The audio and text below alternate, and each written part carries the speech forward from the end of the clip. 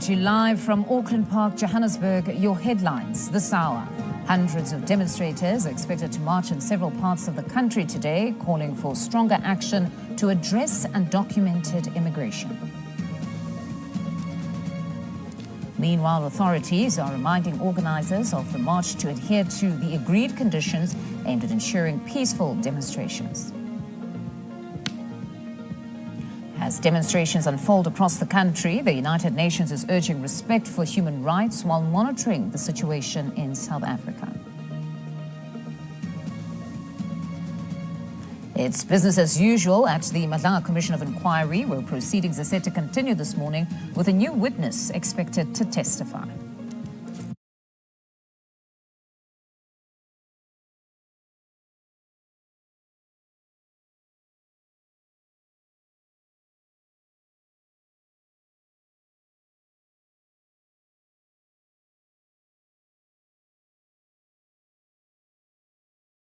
The agenda. My name is Mfundo Mabalani. Absolute pleasure to be in your company as always. Plenty of stories on our watch, but the big one, of course, being the anti-immigration protest and march taking place today across the country. Let's give you a sense of where our reporters are this very hour. As you can see there on our screens, we have at the bottom there, on the bottom right-hand corner, my colleague Ayanda Nyati, anchor in Braamfontein for us this morning, just to give us a sense of what is taking place there. This is specifically on Smith Street, where there's usually frequent high volumes of individuals that are moving there, and it would be foreign nationals who would be heading back home. So seemingly quite quiet from there. We also have Calvin Dluda, who's in Soweto for us in Orlando West. We also have Nonhlanhla Ntshingila in Pretoria for us to give us the very latest. Lieutenant Popodi is in Limpopo at the Great Bridge border post.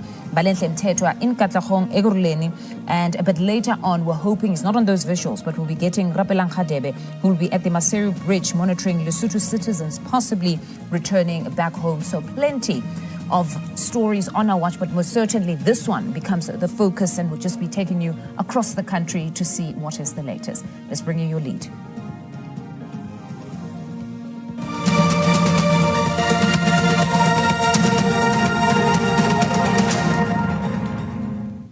All right, now leading our bulletin, we actually start in Braamfontein. This is where we find SABC News anchor Ayanda Nyati. A very good morning to you, Ayanda. As I was stating just now in the opening, that where you are is actually Smith Street. And exactly at that petrol station would be where a number of foreign nationals would generally be catching buses back home. So it would essentially be quite a busy space. But seemingly from just those visuals, it looks like there's absolutely nobody. Nothing is happening at that filling station.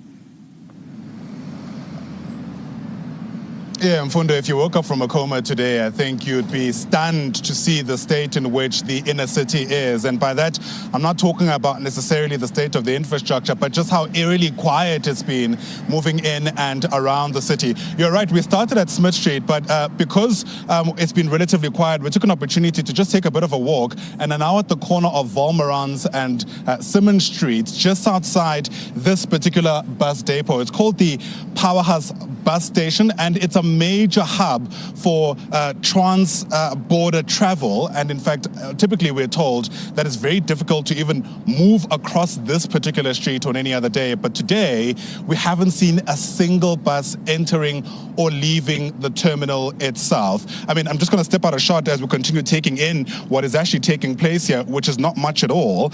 Yesterday, the police, of course, being at pains to say that they've got a handle over the situation. And in fact, the sense we all got from that final briefing led by Tebolo Musikiri is that police are leaving very little, if anything at all, to chance. I mean, these are just some of the quotes from that particular briefing. Tebolo Musikiri is saying, "Let there be no doubt, government is ready. We will secure every lawful and peaceful demonstration and safeguard critical infrastructure whilst maintaining public order. Where criminality presents itself, we will respond swiftly." And then, of course, that warning from police: do not test the state. I suppose many people have heeded that. And in fact, the situation we've been able to pick up so far is that out of an abundance of caution, it seems that even the shops that typically operate in and around this area have closed shop. You might be able to also hear the sirens that are currently going off at the moment.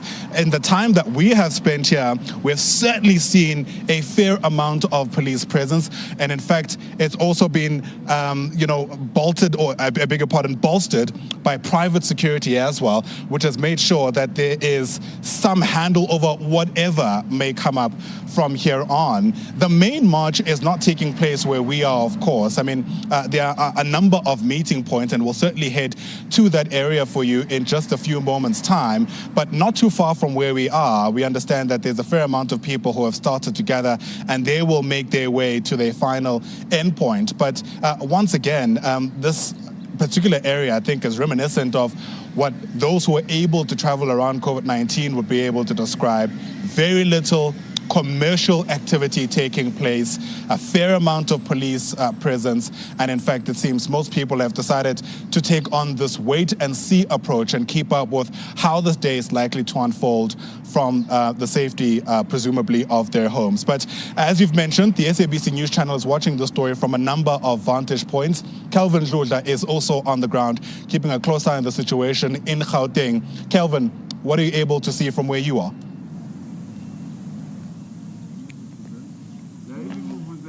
Good morning to you, Ayanda, and to our SABC viewers at home. It seems as if the movement is limited in this area where we are, because as you can see behind me, a number of people are moving. But as you can see, that even cars are scarce today. This is one of the busiest streets here. This is Mupiring Street. This street goes to Bara Hospital and the Krisani Parakwanat taxi rank. Normally, the streets, Mupiring Streets, is very busy, but today it's quiet. But people are moving, are continuing with their daily lives. I will step out of shot so that our video journalist, Kabin Jogweni, can be able to show you maybe some of the movements from community members. Others are standing there by the corner. I don't know whether Kabi can be able to show you people standing there by the corner. They are minding their own businesses. They are not part of any march that is taking place here, even though some who could not want to engage with SABC News about what is transpiring today, but most of them are minding their own businesses. But what we have noticed is that some of them did not manage to go to work, we have gotten a message from Ria via bus services that today they will be working on a reduced scale, which means not all of their buses will be working today. And you can see some of the shops, if Kabi can be able to show you, some of the shops believed to be owned by foreign nationals. They are closed. These shops are closed. Both of them. Kabi can show you this one, GQ, and that other one there. Both of them are closed. We have seen some community members earlier complaining that now they will have to go to the nearest mall so that they can be able to buy bread. And they are struggling now because most of the malls are far from them and they don't have money to take taxis. The mall that is closer to where we are is Endofire Mall. If I'm not mistaken, it would be 10 minutes drive. If you go there by foot, you can spend almost 40 minutes. Those are some of the dynamics that residents here are facing, since these shops that are mostly owned by foreign nationals are closed. GQ might be able to show you a helicopter that is hovering, or unfortunately it is hovering from another side. We can't be able to show you, but we have seen a number of police cars around this area, but obviously police would not comment or engage with SABC News about their operations here. Let me hand over to Nontlantla in Pretoria. Nontlantla, over to you. You can tell our viewers what is happening on your side.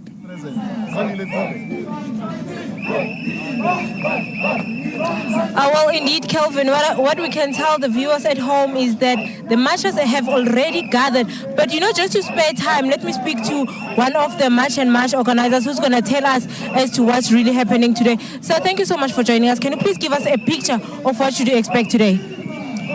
Well, thank you very much. My name is Sandile Dube. I'm sent by the National Executive Committee of March and March Movement. The picture that we're going to have today, one is here in the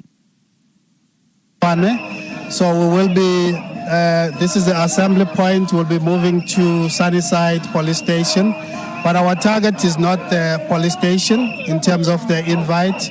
It's the Provincial Commissioner of Police. So we expect the Provincial Commissioner to send a representative. We also expect the Office of the Premier, because the Premier is housing the Department of Community Safety. So these are community safety issues. So the Department of Community Safety, which is under the Premier's office, is the one that should come. And then thirdly, we're expecting the Mayor of Tshwane, Nasipi Moyo, to also come and accept our memorandum. The point of acceptance will be at Sunnyside Police Station, but as I've said, we are not going there for a station commander.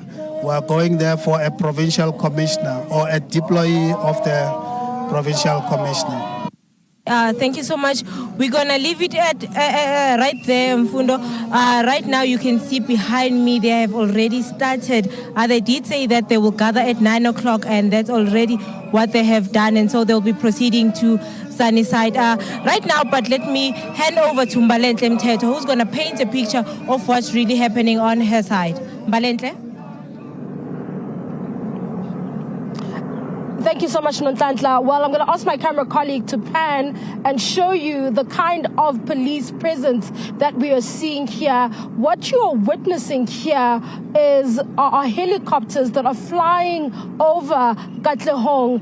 And these helicopters, it is 4 helicopters that have been flying over and hovering over Katlehong. And this is in the interest of ensuring that nothing goes wrong. Here's a fifth one that has just come along. So there are 5 helicopters flying over Katlehong, Thokoza, and all of that area.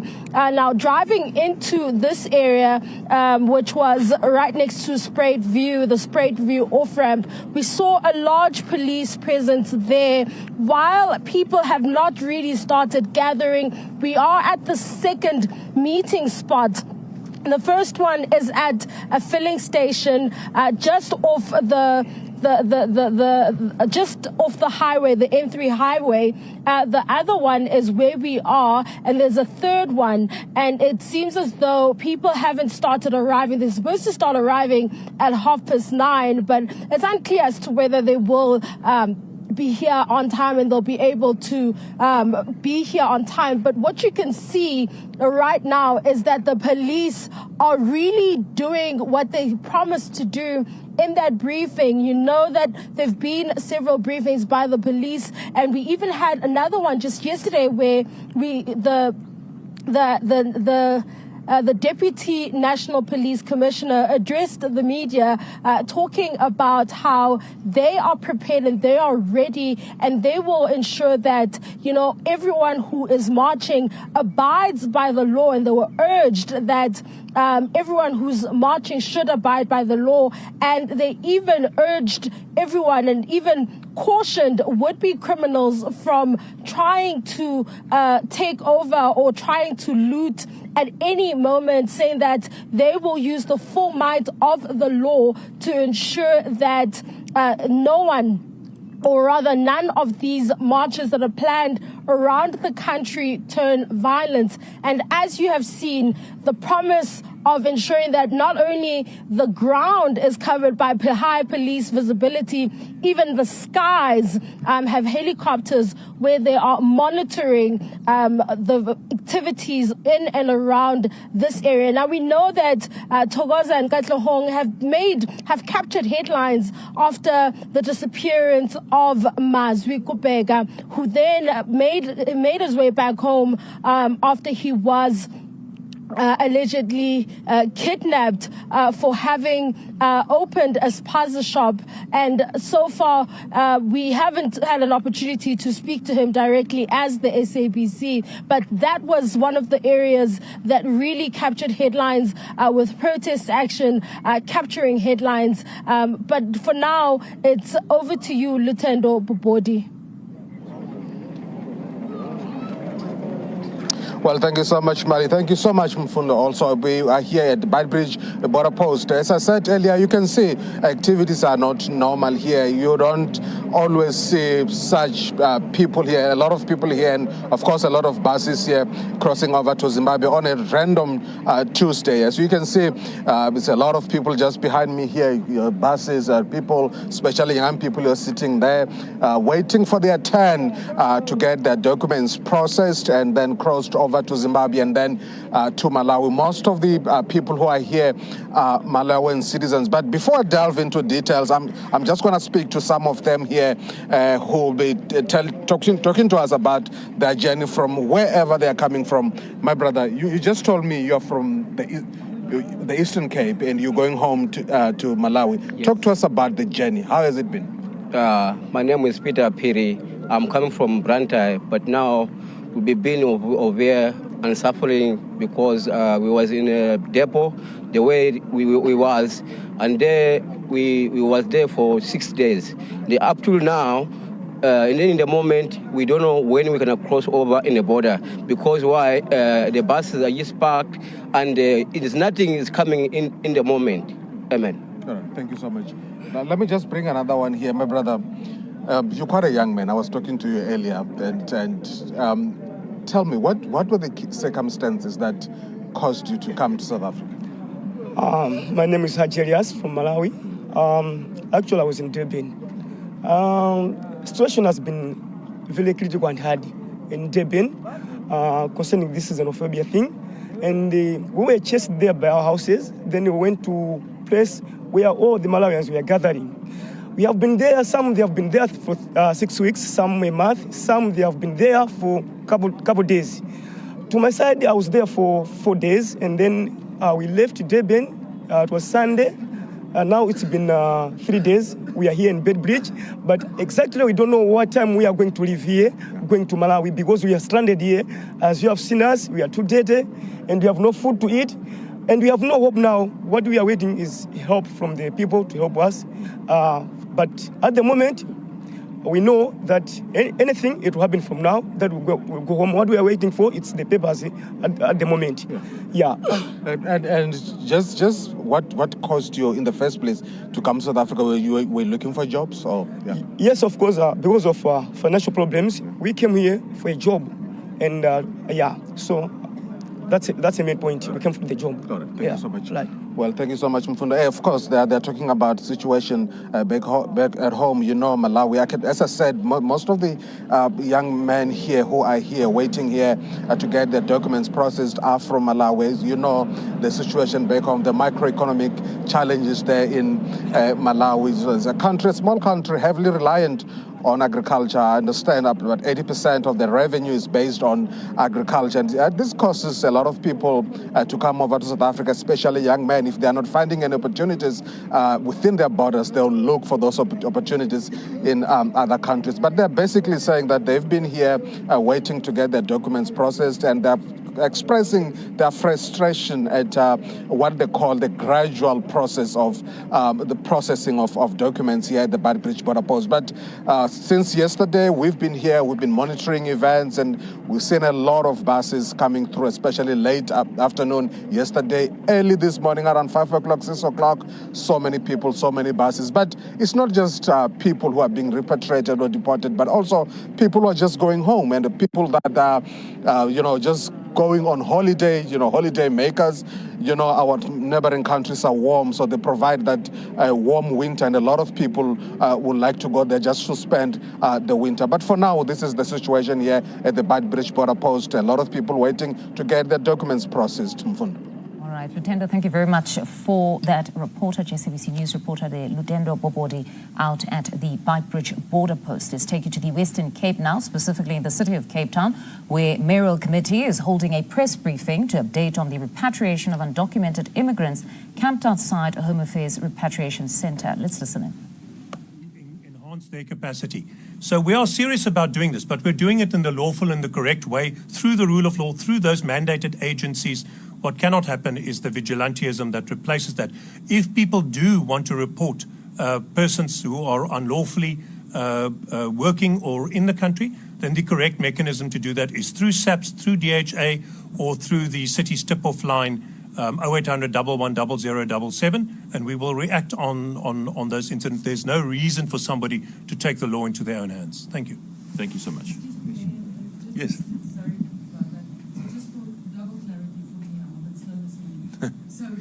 It's nog vroeg. Yes. No, it's not city buses. No, definitely. We're not sending my city buses to Zim. In skin, there is not just one, but 16 collagens. Vichy Collagen 16 Serum boosts and bond collagens, regain 2 years of collagen loss, and corrects 16 aging signs. Dermatologist measured, reduced wrinkles and enhanced firmness. Collagen 16 Serum. Health is vital. Start with your skin. Processing of those people at all. That is a Home Affairs service. We are just helping with the buses. I just want to say one. Well, I mean, but they must do the processing. Yes, yeah, we have staff there. I know we're helping maintain order and so on. But they have to do the processing and the issuing of repatriation documents and so on. Just one thing following. I think JP made a good point. Also, we can now see it's a peaceful morning. There's no need for foreign residents, immigrants to leave their homes and go to those repatriation centers. I really think that's an important thing. I think people have gone there because they have, in the last few days, felt real fear. But so far as we can see this morning, there's absolutely no need to go there. They can go about their business as normal. Good. Thank you. That was an important bit to add. Yeah.